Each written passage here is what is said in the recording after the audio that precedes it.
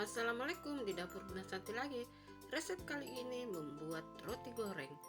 Bahan-bahan sudah tertulis di video. Ada tepung terigu, gula pasir, ragi instan, margarin, susu bubuk. Selanjutnya cara membuatnya sudah tertulis dan tertera di video. Tonton sampai habis ya. Jangan lupa like, komen, dan subscribe. Juga jangan skip iklan. Semoga resepnya bermanfaat. Terima kasih.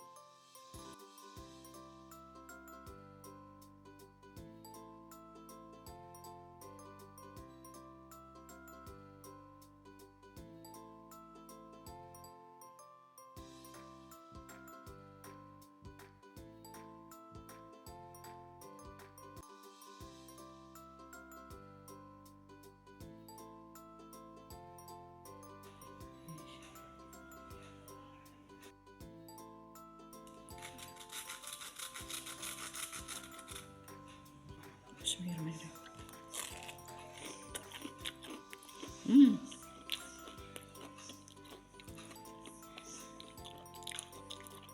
Crispy di luar, lembut di dalam.